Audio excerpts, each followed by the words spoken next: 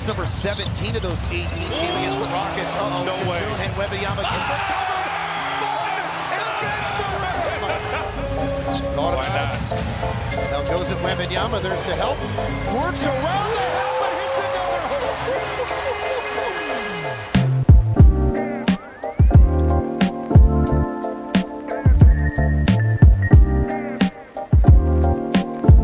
Drawing a lot of attention.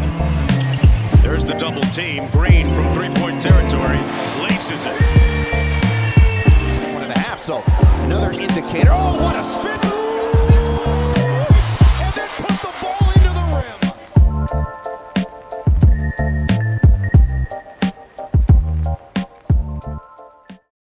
A defensive liability that can only play in spurts, or the second coming of Nikola Jokic?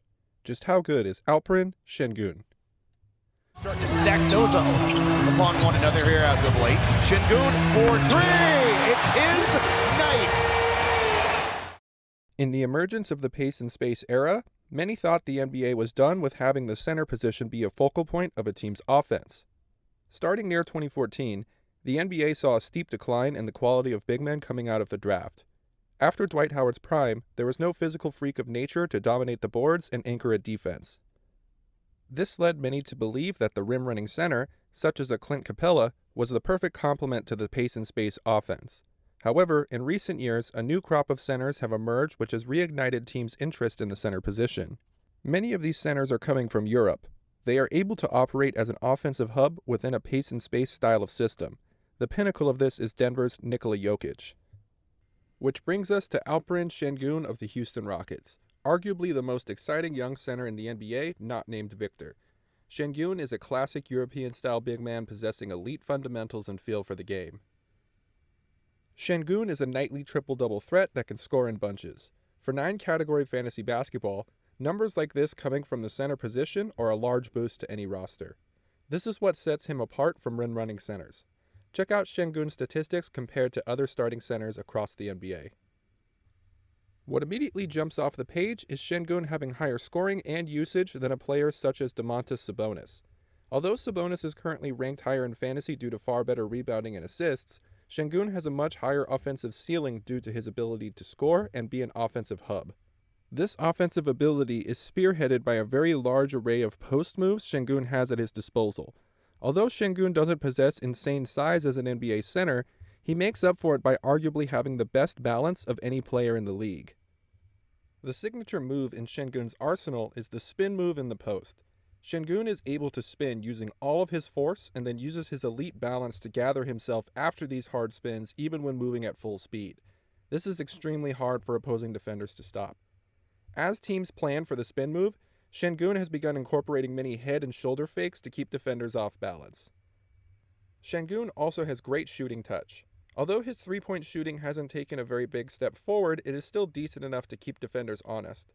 The mid-range is where Sengun has been using his talent to give a little more space in the paint for his teammates.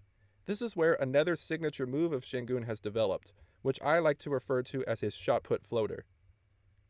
Sengun has shown major progression in his skills and production each year he has been in the NBA. He is the youngest center in history to reach 3,000 points and 500 assists. Prior to Wembanyama, Sengun was the youngest center in NBA history to record 30 points, 15 rebounds, and 5 assists in a game.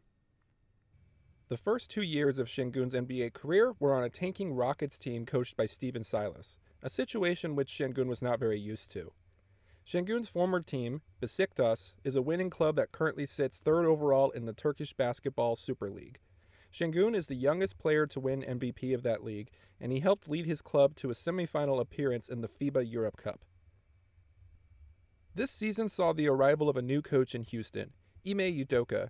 The Rockets spent money in free agency to acquire veteran players and prepare the team to start winning some games. It is no surprise that in the first half of the season, Coach Udoka relied heavily on players that came from winning backgrounds, such as Fred VanVleet, Dillon Brooks, and Sengun. As the season progressed, many Rockets players that were used to having the freedom to make mistakes on a tanking team learned how to properly play in a system that has far less room for error and instead focuses on winning. Sengun has many teammates that now greatly complement his skill set. Fred VanVleet is an excellent point guard to have with him.